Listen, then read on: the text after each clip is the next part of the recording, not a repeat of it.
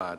And again, you open up the catalog and you follow along these sales and you look at some of the sires and you see horses, you see some breeding where the prices are going up. You kind of get an idea of maybe some of the breeding side of the game that, again, can give you a little bit of a heads up maybe as you look at some of these races going forward, particularly those 2-year-old races or first time on grass, that type of thing.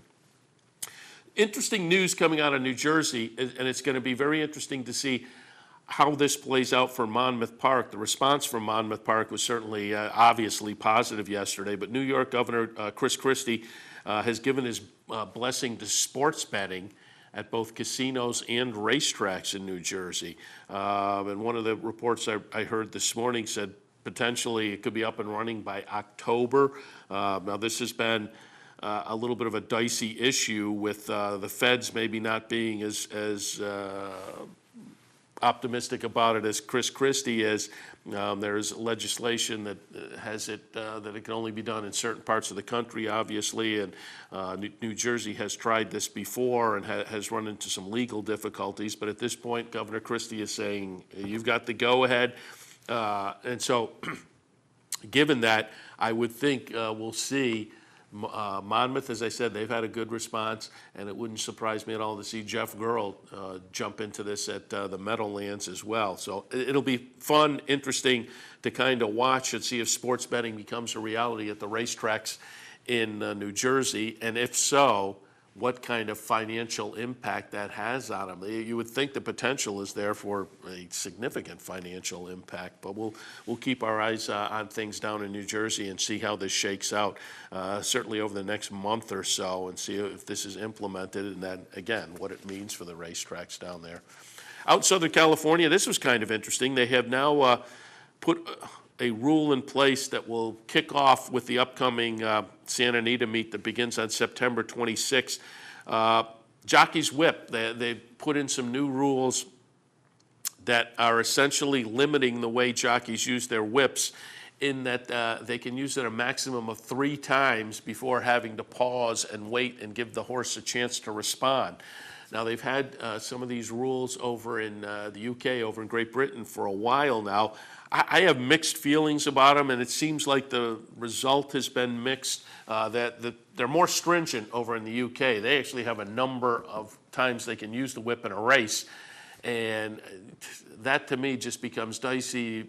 In the heat of battle, to expect a jockey to count, and this thing coming down to the wire, okay, 3 times, and you got somebody coming to you. It's just, these are always kind of dicey. We'll see how it plays out in actual practice. I mean, the sentiment behind it is well-intentioned, obviously, but as I say, watching it play out over in England, I think it's been a mixed bag over there with some situations where you can just kind of, you feel for some of the jockeys who get caught up with breaking the rules in the heat of battle. But this one's a little bit less stringent, a little bit different in Southern California. It'll kick off again with the beginning of the Santa Anita meet. And as I say, the new rule says the jockeys must limit their use of the whip 3 times, and then they have to give the horse a chance to respond. Now, also the rule, from what I've read, and maybe it's a little more precise, the actual wording of the rule, but it says then they have to give the horse a chance to respond and see what happens before they can use the whip again. And I'm not quite sure what is that, how does that define itself, waiting for the horse to respond? Is there a count? You have to wait 5 seconds, or how does that work? And we'll see how that plays out in practice as well. But it'll be interesting to see when the Santa Anita meet kicks off, how this, again, does play out in practice. Do want to remind folks that Gulfstream, when they come back on Thursday, there's going to be a mandatory payout of the Rainbow Six, and that's an outcome of this deal that happened with Calder earlier this summer. The calendar kind of shifted a little bit for Gulfstream, and they made some different meets that start and end, and this current meet ends on Thursday. That means a mandatory payout of the Rainbow Six. There is a $123,000 carryover currently in there. So it's a bet I found interesting this winter. It had to get up a little more, had to get up higher, had to get up to six figures before I kind of jumped in and found it interesting enough that the consolation started to pay. But with the mandatory carryover and $123,000 in the pool on Thursday, it's going to be interesting to see. Might be a little bit interesting to take a look at it and perhaps play the 20-cent minimum Rainbow Six. That's Thursday at Gulfstream, a mandatory payout, again, because this is the end of one of their calendar meets. There's another one that will kick off, obviously, on Friday and run through October 4th, but this current meet ends on Thursday, mandatory payout as far as the Pick Six. Going to take a look at a couple of races because, as I mentioned a few times already, it was a really nice stakes weekend. Nothing huge on the stakes calendar, but all across the country, really, really interesting stakes races. We've taken a look at some of them already over the past day or two, going back to Sunday and Loose on the Lead. But I also wanted to touch on a few more as the week progresses. One of those going back to the weekend down at Churchill Downs, a nice stakes program down there. And one of those was a race we talked about with Jenny Reese at the end of last week, the Locust Grove for $100,000, fillies and mares, 3-year-olds and up. Only a field of 7, but boy, what a field of 7. You had On Fire Baby, you had Ria Antonia, you had Don't Tell Sophia, and Molly Morgan. We're going to watch the stretch run here of the Locust Grove, and it will be Don't Tell Sophia, winning pretty easily. The number 6 horse is Don't Tell Sophia. Number 7 is Molly Morgan. Molly Morgan just holds off the number 4 Frivolous. Ria Antonia at 5-2, a disappointing 4th in here.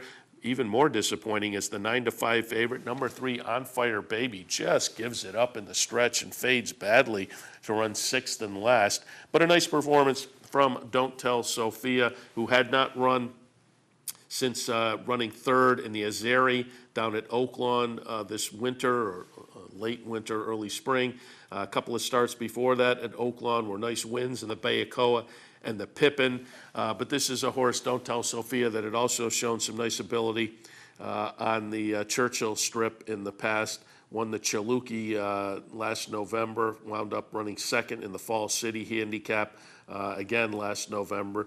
Overall, a very good record, however, at Churchill Downs, and added to that on Saturday, Don't Tell Sophia winning the Locust Grove in a ungraded race, $100,000 purse, but boy, in a field of 6, this was a loaded field of 6. A lot of fun. Again, as part of a stakes weekend that there was no blockbuster stake out there, but there was a lot of stakes like this that were interesting and might have implications kind of moving forward. So wanted to show you that one. Also wanted to go back to last night at Presque Isle Downs. Well, we talked with Ron Mullis, the track announcer from Presque Isle yesterday, got some of his thoughts on the Presque Isle Masters. Sunday night, they had the Presque Isle Mile. Last night was the Presque Isle Masters. Obviously, this has been a stopping point for Groupie Doll over the past few years. No Groupie Doll this year, but it was a nice, full, competitive field. And if you listen to Ron and I, you might have walked away with a little bit of an exacta. I thought Living the Life was going to be interesting, coming in from Southern California off of a United States debut. This was a European transplant. United States debut was a win and an optional claimer at Del Mar on the synthetic. Now moving to the synthetic at Presque Isle and bringing Mike Smith along. I thought Living the Life was interesting. Ron yesterday thought Disco Barbie, coming off a local win, was going to be interesting. Disco Barbie 3 for 3 going into last night's race at Presque Isle Downs. And Ron said Disco Barbie seemed to run over the track a lot like Groupie Doll had done. Seemed to have a real affinity for the Presque Isle Strip. We'll watch the stretch run here, and it will be number 7, Living the Life, winning over number 5, Disco Barbie. Living the Life was the lukewarm 5-2 favorite. Also at 5-2 was Disco Barbie. Number 10, Ageless, at 5-1, came in with a 3-race win streak. Keeneland, Pimlico earlier this year, and then Woodbine at the end of July.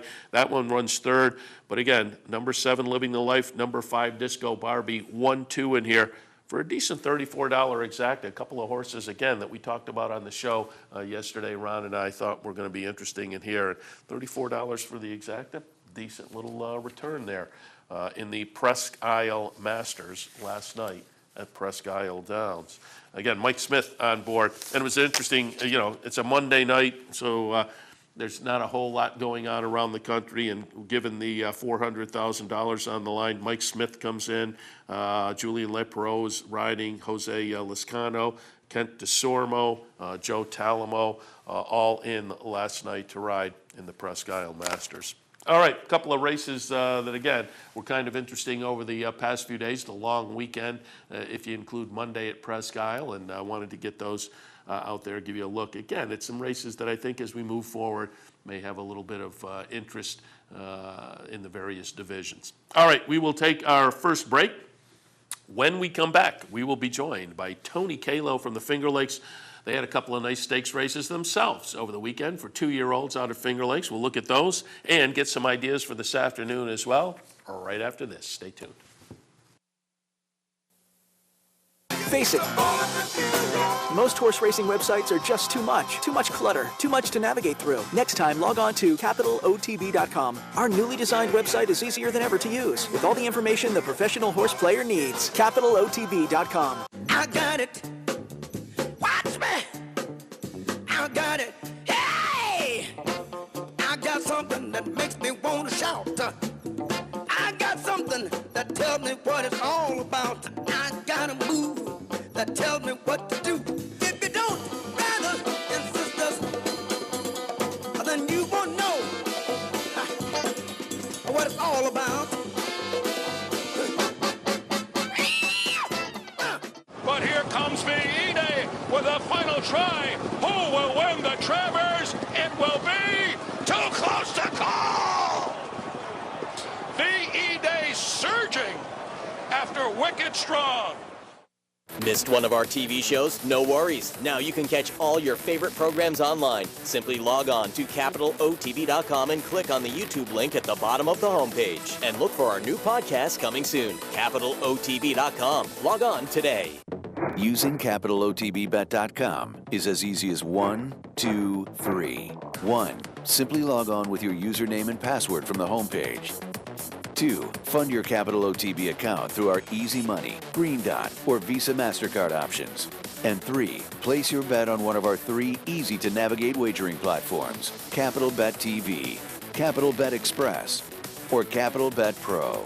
CapitalOTBBet.com. Log on today.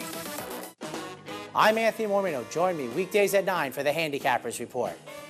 We'll handicap the top tracks across the country and help you prepare for the day in racing. That's the Handicappers Report, weekdays at 9, only on the OTB TV network. This is Racing Across America with Seth Merrow.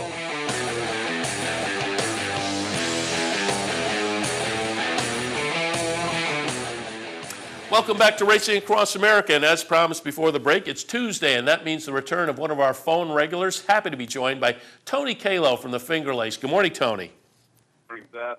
Happy to have you back on board. We were happy to have you live with us on the backstretch up at Saratoga early in the meet. And since we haven't gotten a chance to talk to you since then, just want to get filled in. First, for folks who are playing Finger Lakes this afternoon, what's your weather look like? Looks like a pretty good day. No complaints. Sun is out and fast racetrack. And let's just get an overall feel. Again, we haven't talked to you in a while. How'd the summer go? How'd most of August go up at Finger Lakes? We've been just plugging along through our season. We're coming off a nice weekend where we had a couple of good stakes races, and that was always nice.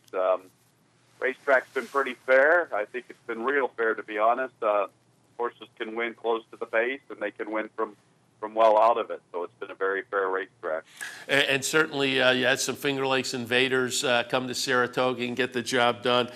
We talked Sunday, we were joined by Jeremiah Engelhardt, who I think everybody was surprised to realize his win up at Saratoga this year was his early win, was his first win ever at Saratoga. And I think that was kind of surprising also, because you go back to King Creesa and the nice second place finish to Wise Dan last year. That just was hard to believe that it was his first, but he put together a pretty nice Saratoga as well. Yeah, he almost bookended the card. I believe he had the favorite going into the season finale, and the horse ran kind of up the track, but he had a chance to bookend the 2014 season, and I know he was pretty excited. It was a successful season for him, no question about it. Yeah, it's always good to see the guys from Finger Lakes come into Saratoga and do well. As you mentioned, last Saturday, a couple of nice 2-year-old stakes races. Let's take a look at those. And speaking of Saratoga connections, we're going to first up look at the Lady Finger, $141,000+ purse.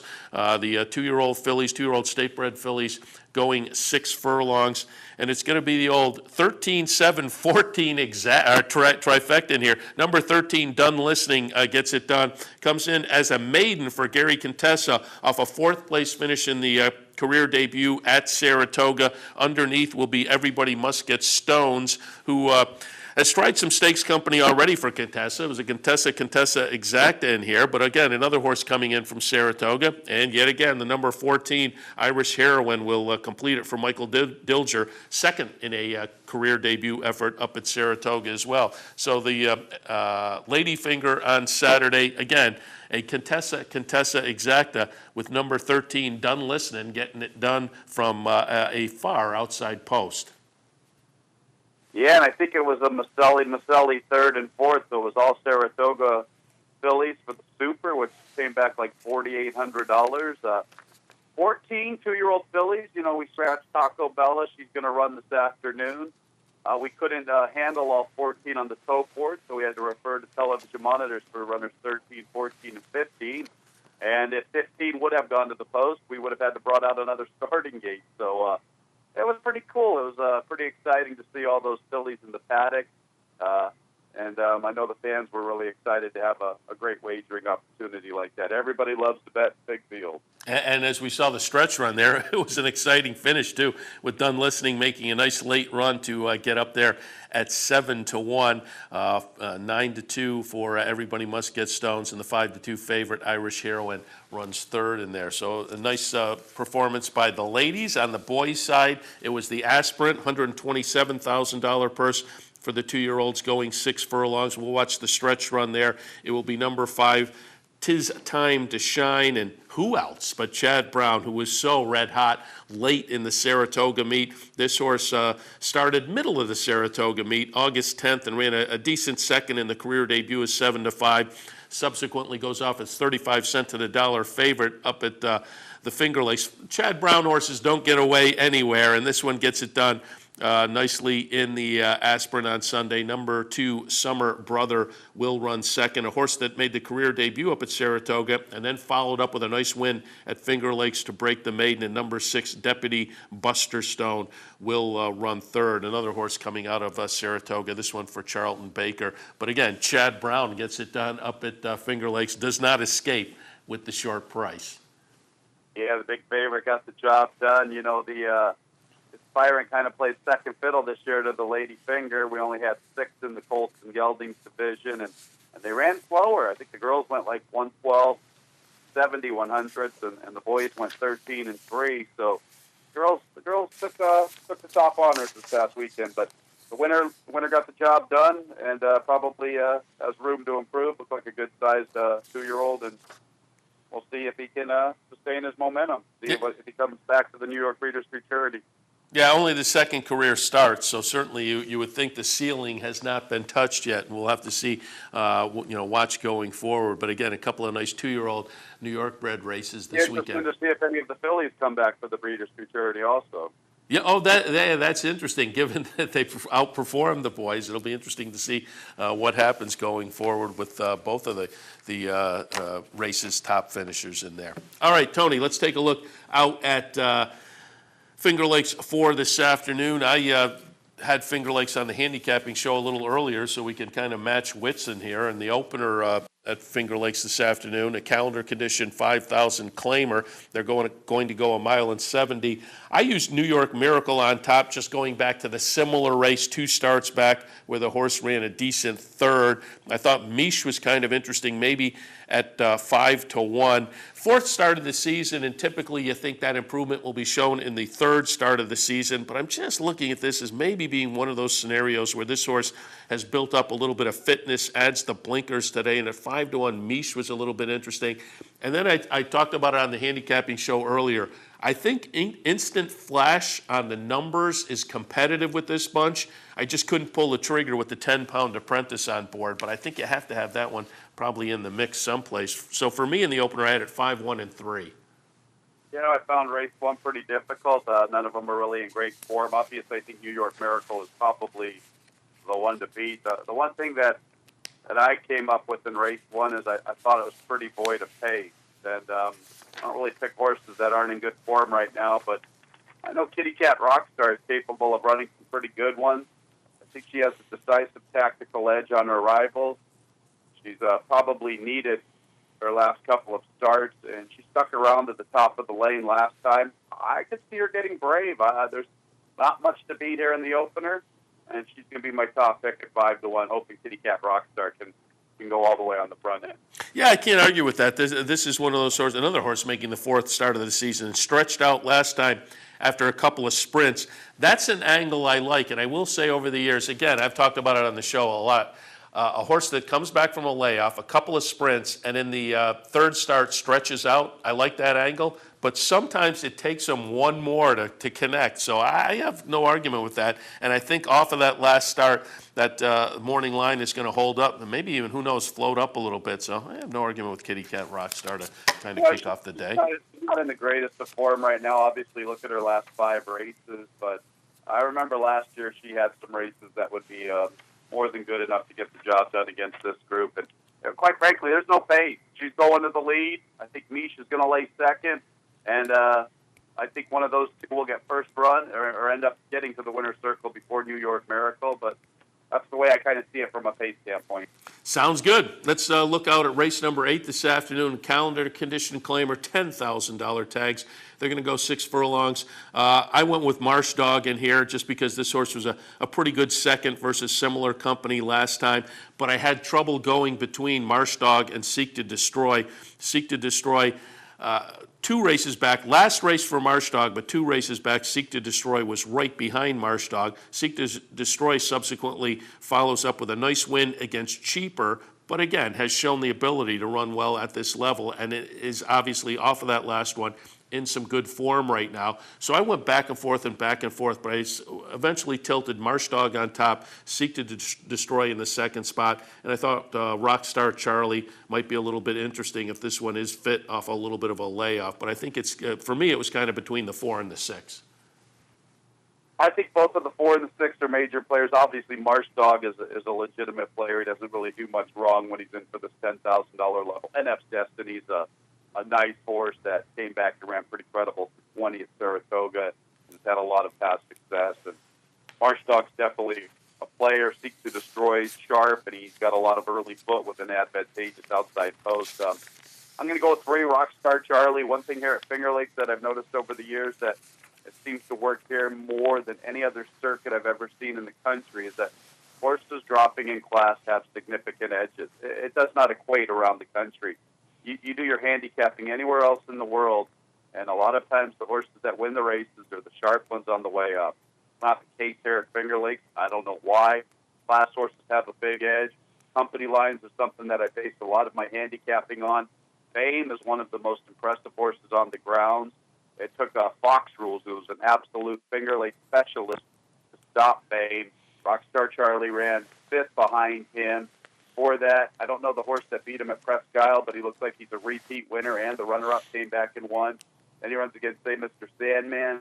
I'm stoked. This is the easiest assignment of the year for Rockstar Charlie. Like the move on the 1st of August, and he came back with the 23rd of August. Now, granted, normally I would have a little cause for concern with the gaps in the works, but it just seems like he seems to work once every month. One thing about Finger Lakes, you don't get a steady Eddie California work tab like you will in Southern California. I'm not going to hold the 22-day gap of the missing works against them. If he's good enough to run against Fame, he's my pick, and maybe we'll get a little bit of a price.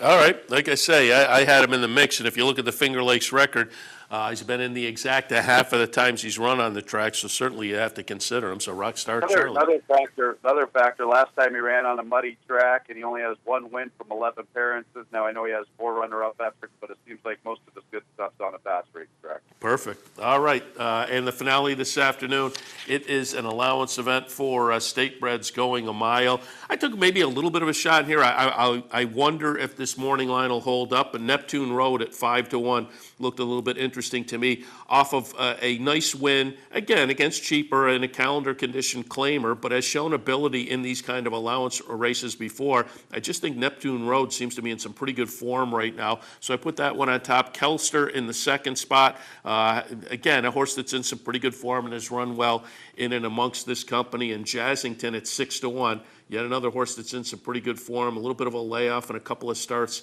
since then. The buyer figures on this one are moving in the wrong direction, but I don't think those are indicative of this horse's current form, as the last race was a win. So Jazzington, to me, interesting. So, 4-1 over 5-2 over 6-1. I have a 2-4-1. I think the finale, if those morning lines hold up, could be a little bit interesting. Yeah, I'm just noticing the morning line. I think 4-1 is a gift for Neptune Road. I don't see how we're going to get that. She's my top pick also, Seth. Once again, basing things on company lines, Dark Desire is a future stakes winner. Dark Desire for Michael S. Ferraro. She has not done anything wrong this season. She's gone through all of her state bred conditions. She will be coming to a stakes race soon. In my opinion, I think she's one of the more talented fillies and mares on the ground. Neptune Road ran a decent second behind her. She did all the heavy lifting, all the dirty work setting the pace. Couldn't fend off the big favorite, who was absolutely loaded that afternoon. I see her getting a perfect stalking trip this afternoon. Monero's going to the front. Monero's a little cheaper. She just won a condition $7,500 race. She's going to the lead. Neptune Road has enough speed to stay fairly close and get first run on Kelster, and that's the way I shape up this race. Neptune Road. Now, granted, she is making a trainer change. She recently was playing, and sometimes, fillies and mares, they won't get on the same speed program. Might have a little bit of issues, but, I can't read into that. I've got to go with what I see on paper, and I'll go with Neptune Road. I think she's the logical player. 4-1's a gift, Seth. We're not getting that, I don't think, buddy. No. I in the handicapping show earlier, I kind of wondered about that myself, particularly in the short field. So we'll see what happens. Yeah. Because all three of mine on the odds looked a little bit interesting, but in a 6-horse field, we'll see how that shakes out. Tony, again, we haven't talked to you since earlier this summer at the Saratoga meet. But I want to catch up, obviously, over the past 6 weeks or so. There's been some really nice racing across the country. Just wanted to get some of your thoughts on racing overall. Obviously, up at Saratoga, the Jimmy Jerkins Exacta in the Travers. The return of Wise Dan, which he had to kind of gut it out a little bit over Optimizer, but that was impressive, obviously, and a nice story. Out on the West Coast, Shared Belief in the Pacific Classic, I think, makes the 3-year-old picture kind of interesting as we move forward. What were some of your highlights from the summer racing? I think you nailed a bunch of them right there. Wise Dan coming back to the races, reigning 2-time champion, horse of the year. Obviously, the race through the Breeders' Cup turf in the mile division goes through him. So he was pretty impressive. The Travers was an absolutely awesome race, and I think out of those horses, I think Wicked Strong is the more likely candidate. I think if anybody can step up and beat Shared Belief and beat California Chrome as a 3-year-old, I think it's Wicked Strong. A horse on the West Coast that I think people need to get acquainted with, and they probably already know him, is a horse called Tom's Tribute.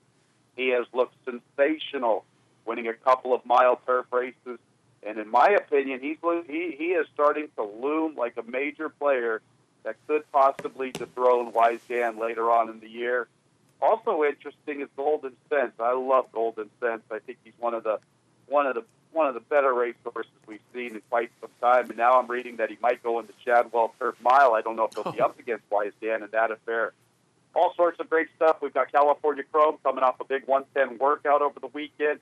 He's supposed to go to post next weekend in the Pennsylvania Derby. Shared Belief in the Awesome again. It's all starting to shape up. And we got Keeneland with dirt racing right around the corner. So it's all starting to happen, my man. I didn't see that about Golden Sense. That's very interesting because he's coming out of the Bing Crosby, right? Yeah, he's been on the same path that led him to the Breeders' Cup Dirt Mile last year, and I mean, I think if he was to go in the Breeders' Cup Third Mile, he's an absolute cinch again. I think what their theory is, this is his last year, and I think if they can get a graded win on the turf, it's going to provide a lot more stud value for him. I think the horse is a freak anyway. I think he's probably I bet the breeders must be salivating over him because he has speed, he has stamina, and now if you can get him to win on the turf, oh my goodness. He's one of my favorite horses in the country. I absolutely adore that horse. Yeah. That is very, very interesting. Absolutely. Tony, as always, we appreciate it. We're happy to have you plugged back in on Tuesdays here now that we're back in the studio. We'll be talking some Finger Lakes with you as we move along and racing in general. But again, we appreciate the visit. We'll catch up with you next week. Steph, one last quick thing. I think since we last spoke, we've implemented a pick 5 carryover. We do not have a carryover today. Just to have all your fans, have everybody keep a heads up when we get a carryover. We've been getting some pretty good pools. We had a $9,000 carryover, I believe it was last Monday or Tuesday, and they pumped $40,000 into the pool. It's something that I asked for of management a year ago. I finally got it implemented, and it's been quite successful. They put 16 into it yesterday without a carryover. One of these days, we're going to have a 2 or 3 day carryover, and we're going to get a $100,000 pool. So fans, keep your eyes open with that pick 5.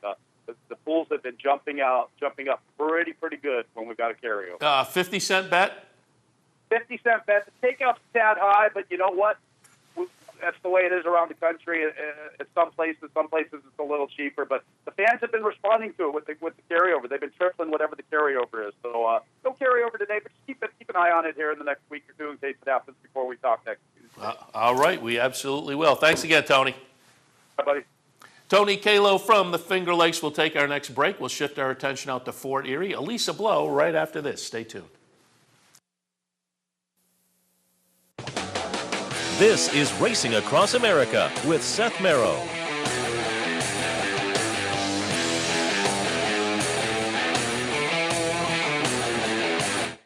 The future of online betting is here, and only at the all-new CapitalOTBBet.com. CapitalOTBBet.com delivers a state-of-the-art wagering experience found nowhere else in horse racing. CapitalOTBBet.com.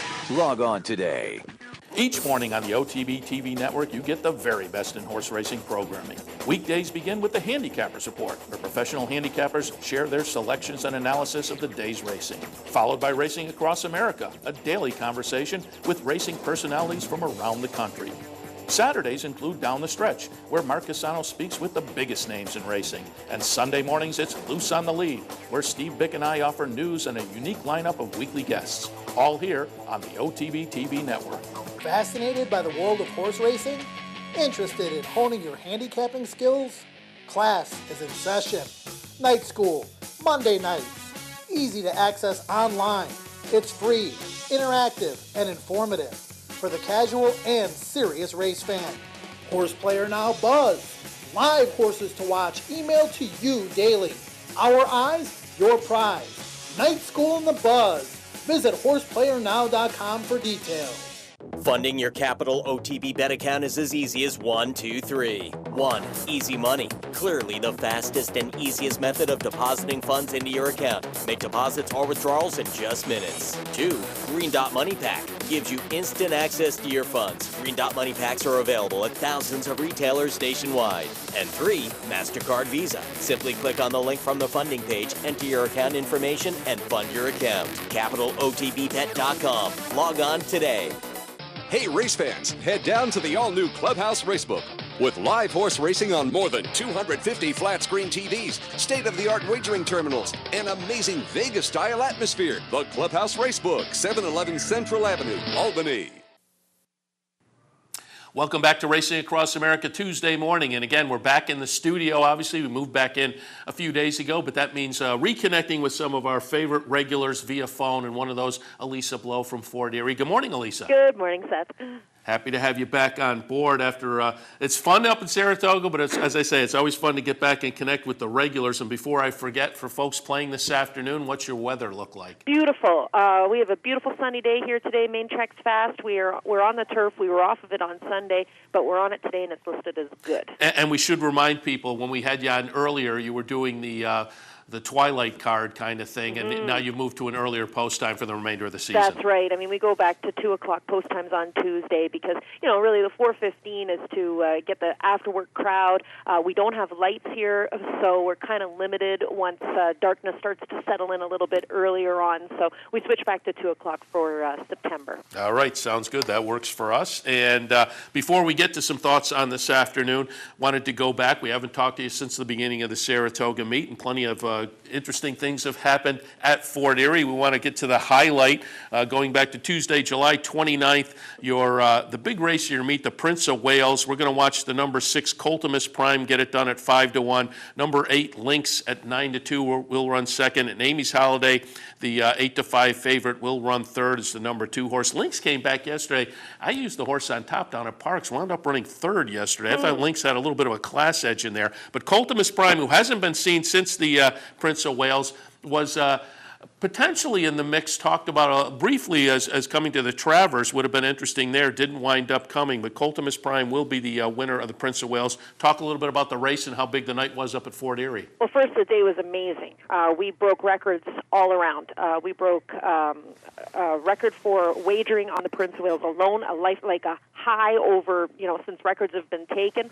So that was a really big feather in our cap. We broke a record for on-track wagering. I got to look back at my press release now because there were so many records that we broke.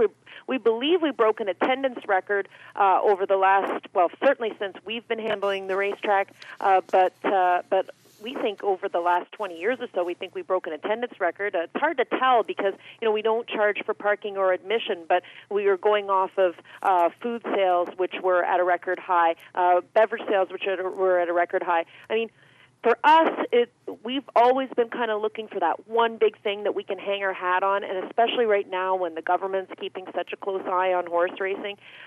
We were televised nationally on CBC, on TSN, which is, our big version of a sports channel up here, and they made us look absolutely gorgeous with some really great shots of the racetrack.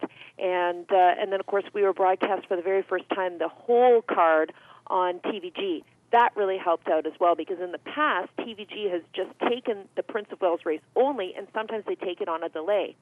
So this was really great, and it really did help. So for all those naysayers out there that thought Little Fort Erie couldn't make it, we really showed them on that day. And like I said, it was a real feather in our cap. We looked great. We had nothing but compliments coming from all across North America. We had the Japanese Racing Association here.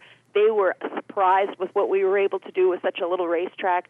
So I think it only bodes well for us and, bigger and better things that we can do. Plus, that field was one of the best fields we've had in a long time.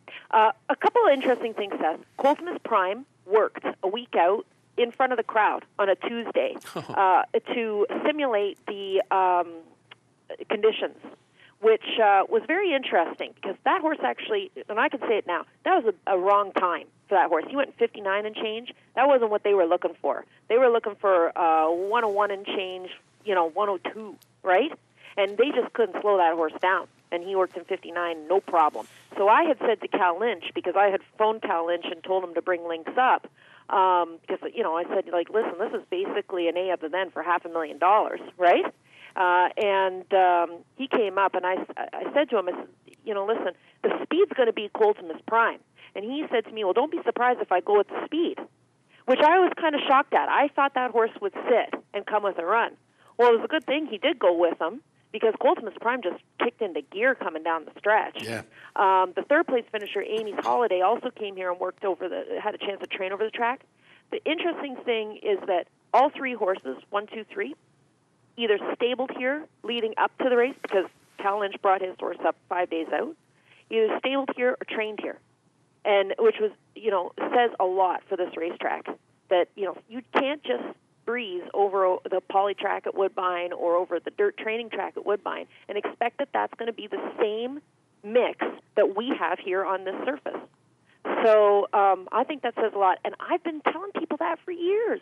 The best move is to come here a week out and train over this racetrack. Kevin Attard did it with Alessandro. He's the last person to do it since Justin Nixon. And because Nixon had been based here over the years, he knew that was the edge, to bring the horse here and train him over this track. So I thought that was really, really cool. Yeah, and I will tell you, Seth, he was down at Saratoga. They did take that horse down there. But he did, as far as I heard, he didn't train well over that track, and that's why he didn't go in the Travers. Yeah, now that you mention that, I may have heard that Yeah. there was some consternation of the way he was coming into the race. Right. I think you're exactly right. Would have been fun to see him in the Travers, however, coming out of that Prince of Holiday Wales. came back to win the Breeders, which was the third leg.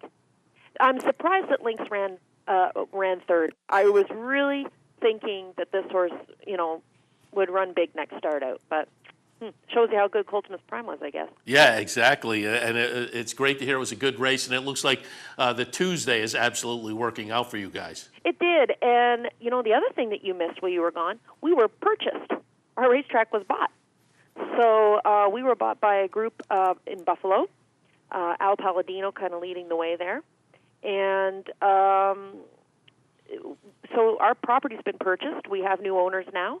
And that's a really big story up here. That happened, I would say, a week or two after Prince of Wales. So that's some interesting information, and we'll see what they do with this property. They're going to let us continue to lease this property and continue to operate the racetrack, which is all I'm worried about. And then the other surrounding 300 acres, which we don't use, that's what they're going to look at developing. So I don't really know what their plan is. They've been kind of close to the vest with what their plan is. But I would expect that in the next 3 to 5 years, we'll see some changes around here. Yeah, and I was going to ask you about that. I had that in my notes, and it did look from the pieces I read from some of the newspapers out there online. You had to read between the lines a little bit, but it seemed like it was a positive thing for the racetrack. As you say, they bought it, and there's some unused land that they're going to develop, but it seems like they're positive about racing as well. Exactly. And so that's a good thing. When they were here and they did the press conference, one of the things that they were really pushing was to make it easier to get over the border. That is a big problem, the border wait times. And that's really one of the reasons why we changed the post time to 4:15 on Tuesdays, was to make it easier to get over the border, and why we changed the post time to 2 p.m. on Sundays, to make it easier to get over the border. So that's one of the things. This guy's got quite a few investments already here in Fort Erie, so he's someone who our local politicians know really well, and they were extremely happy. In fact, our mayor kind of cries at the drop of a hat, but boy, was he ever having a good cry when we did that press conference. I mean, they were ecstatic that they were selling the racetrack property, or that the racetrack property was being sold to that group. So, for us in this small little blue-collar community, anything that means security and anything that means new jobs coming to the area is, fantastic news. So this is the first time, at least for me, I can say personally, that I feel really secure in my job here at Fort Erie Racetrack, and that I can make a commitment for myself of knowing that this is where I'm going to live.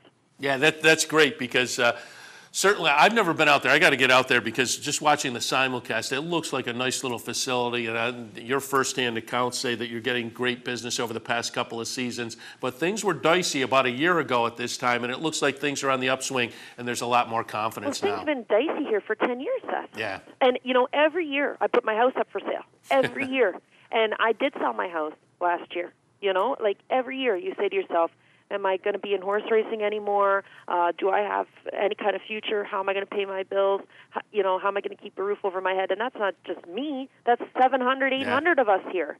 So you can imagine last year, and I can tell you this for a fact, how many houses were up for sale here in the area, because everybody was trying to get out of Dodge. Well, the getting was good, right?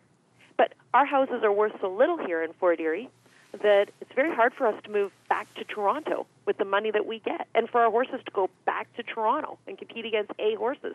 We would have to, our horses and our horse people would have to look at moving down south to places like Mountaineer, Charlestown, Thistledown, those kind of tracks. That's where we fit. You can't go from B back to A. And especially when you've been living in a community like this, where your house is worth $140,000, it's very hard to go back to Toronto, where that won't even buy you a 300-square-foot condo. Yeah. So this has given us a lot of security. I think we'll see, hopefully over the next few years, when we're able to increase days, maybe even increase purses. Could you imagine that? I mean, that would be fantastic for these people. Yeah, again, it seems like good news out there, and we're happy for you. And I got to get out there sometime and enjoy it firsthand myself. Let's talk a little bit about some of the other things that have gone on since we last talked to you.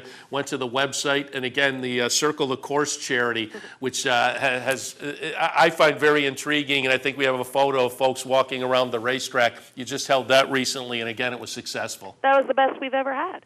I mean, $6,000. This little community. Like I gotta tell you, like, there's only 20,000 people in this community. And that doesn't just include Fort Erie. That's Fort Erie and the surrounding hamlets, which are small towns. Like I live in one of the surrounding hamlets. And this is a town that, if I say it's a border town, I think a lot of people will understand what I'm talking about. Like, it is really blue collar, right? And we don't have, like, Philadelphia Park. We don't have $6 million to pull from, or Woodbine where there's $3 million to pull from. We don't have budgets that are humongous. My budget here for advertising and marketing for the whole season is $200,000.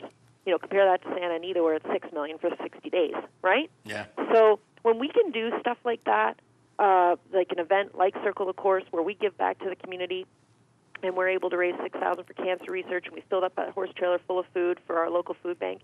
That's stuff that we have to be really, really proud of, because just based on the amount of people in this community that need from that food bank, and that we are able to give back, that's a really big thing for us. So to prove that we are community oriented. The other day on Sunday, Seth, it was our first day of racing when football's on. That's generally one of the worst days for a lot of racetracks, I think, because football kind of steals your people away. This place was full of women enjoying the racetrack and betting. That's when I know we're starting to hit. We're starting to do really well. That groups of women are coming out and having a great time here at the racetrack. They're betting. They feel comfortable and safe here. I just think that's fantastic stuff. Absolutely. And before we get into this afternoon, I want to talk about one more thing. One of my favorite racetrack traditions you do out there, and you did it again on August 31st this year, the Puss in Boots Cup, won this year by Johnny LaRue, and we've got a photo of the jockey and the assistant trainer. They're taking a dip in the infield lake, a tradition out there at Fort Erie. Yeah, everybody loves that, and, it's a lot of fun, and I always tell them when they jump in the pond, first of all, don't open your mouth and don't open your eyes. So it's a little murky in there. But you know what? It's a great tradition, and people go nuts for it. So. Yeah, and again, I noticed it's assistant trainer. Was the trainer intentionally out of town for that? Yeah, they always are, Seth.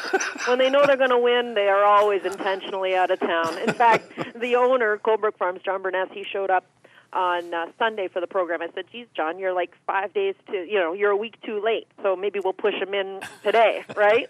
I mean, it's really quite amusing how many people in the Puss in Boots are petrified to jump in the water, and how many show up with their bathing suit on underneath their pants. I mean, it's hilarious stuff.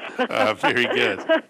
Very good. And they always send the assistant trainer in, too, which really stinks, right? Yeah, exactly. I guess that's part of the job, though, being the assistant. All right, let's take a look at some of today's action, get some ideas for Fort Erie on Tuesday afternoon. And before we do it, you mentioned to me while we were in the break, you have a Pick 5 carryover today. Pick 5 carryover is more than $12,000 today. That's big for us. Oh, absolutely. So that starts in the 5th. But I just wanted to start in the 4th, only because it's maidens on the grass going 7/8, and we were off the grass on Sunday. The grass is good today. So one of the things I've found here is I don't know if this is your theory, but this is certainly my theory. When the track has some moisture in it, or when the turf has some moisture in it, I like to play the smallest horses in the field, right? Because the big horses sink deep into the racetrack, and the small horses, they tend to kind of skip over the top of it. So having not seen these horses, it's kind of hard for me to say up front just who the smallest one is in the field. But you know what? I'm going to take a flyer on this 9-horse Final Scene. She's by Theatromania. That's theatrical. There's your turf there. She's out of a With Approval mare. She's raced a couple of times on the turf. Her first race at Woodbine is horrible, but that's in against much better. Her next race here at Fort Erie on the turf is pretty good. It's an improvement against Maidens for 10. I think the works are extremely slow coming into the race, but I like this jock-trainer combination. I know it doesn't show anything if you look at the form, but over the years, whenever Bev Chubb does use Martin Ramirez at Fort Erie, they tend to do extremely well. So I'm just going to take a flyer on a long shot there because, like I said, it's all a matter of who's going to skip over this surface, and those big, heavy horses are just going to sink. All right, sounds good. 10-1 shot in the fourth. Let's take a look at the fifth this afternoon. It's a maiden claimer, $4,750 to $5,000. They're going to go 5.5. Well, what are your thoughts there to kick off the pick five? I wanted to give you something to start this pick five off, but I got to tell you, this isn't easy. Maidens for 5, Seth, you know as well as I do. They're sketchy at best, right? Absolutely. And sometimes there's a horse that you can key. And I hate to tell you, but there's nothing you can key in here. And that's kind of what the problem is. Like, you look at the 5 with Conviction. To me, this is the horse to play. Even though the form on this horse is horrible against Ontario-Sard maidens at Woodbine. Can I tell you, like, candidly, Ontario-Sard maidens at Woodbine, sometimes when they break their maiden there in the Ontario-Sard for that $60,000, $70,000 purse money, you can't find them with a Searchlight for $5,000 down here, right? Yeah. So I like the 5. I think that's the right price tag. I like the trainer. He's brought a couple of horses here to this meet, and he's done well. And he does really well with this jockey. So it's a bug. Why not? I think the only other horses you could take a look at would be the 3 King Dial and the 8 Better Hurry. And the only reason I'd include the 8 is because I have respect for Lorna Perkins, even though she's having a tough year. I still do think that this horse could wake up on this track. So do you key the 5? I don't think so. But I think you got to go maybe 3 deep in here. All right, let's move out to race number 8 this afternoon at Fort Erie. A conditional claimer, $4,750 up to 5,000 tags. Non-winners of 3 lifetime. They're going to go 5 furlongs. Your thoughts on the 8th? I'm going to tell you something. This is the comeback kid, Krista Kerrigan. She was our leading rider a couple of years ago. Let me think. That 2010, 2011, I'd say. And then she rode a horse, and she won, and then we never saw her again. And there was a lot of mystery around it, why we didn't see her again, where she went. I mean, she really fell off the face of the earth. And if I answered 10 phone calls a day and emails about where Krista Kerrigan was, I'd be like, I'm not lying. Like, that's how, because she was leading rider, and then she was gone. And it was around August, I think, that she left. Anyways, she had a baby. And so that was kind of interesting because that year she had rode the Prince of Wales. She was 3rd on O Canada, and she was pregnant when she rode the horse. And no one knew. So it was really quite interesting. And now we see her back. And I know she went back home to Saskatoon, to Saskatchewan. I think she rode at some, bull rings out there a little bit here and there. And now she's back. She's galloping for Don McRae at Woodbine. And you and I know, if you want your comeback to be good, then they better put you on a live one. This is the horse she most likely gallops in the morning. She's probably breezed this horse a million times. I think he's throwing her a bone, and I think he's putting her on a live horse for the comeback. Oh, nice. I like that. The mystery jockey comes back. I like that. The little story in the 8th today. I think there's a lot. There were a lot of people that were kind of giving her a hard time for leaving, but that's her own. Again, people wanted an excuse why she was gone. And when I put the press release out just saying that she was gone, we said for personal reasons. And, that's her own, that's her that's private, right? Yeah. That's her private life. Sure. So, and not a lot of people accepted that. A lot of people were really upset with her and couldn't figure out why she had left. And she's got a beautiful baby girl, and I got to respect her for making the comeback. I think it's tough. And I think I can say it as a woman. I think it is tough coming back after you've had a baby because you start thinking about a lot of things, right? Yeah. You got to make sure that you're around for your child, and as a single mom, that she's around for her child. So safety becomes really critical, and I'm guaranteeing that this horse is safe today, right? All right. That's just the way that's the way I feel about it. I know that, I've had an awful lot of my best girlfriends that have been jockeys, and once they have babies, it is really difficult because you have to put your child first and not riding, right? Oh, absolutely. I think you're right on the money there, and adds a little intrigue again to that 8th race this afternoon at Fort Erie. Lisa, we absolutely appreciate the visit and having you plugged back in on Tuesday. So we like the recap of the summertime. We liked some thoughts for this afternoon, and we'll catch up with you again next Tuesday. Thanks, Seth. I really enjoyed talking to you. I missed you guys. We missed you. We missed you. We wanted you down here at Saratoga. We wait next season. I'll ask my boss. He's in the room right now. I'll ask him right now. We'll get you live on the set up at Saratoga. But again, thanks for the visit. Thanks, Seth. All right, bye-bye. Lisa Blow from Fort Erie. That winds things up for the Tuesday edition of Racing Across America. We will continue all week long in our 10 a.m. slot as we're live back in the studio. 9 a.m. was the Handicappers Report. Mike Jarbo and I took a look at Parks and Finger Lakes. We've now expanded out to include some thoughts on Fort Erie for this afternoon. So everybody, have some fun at the races, cash a few tickets. We'll see you all here again tomorrow for more Racing Across America.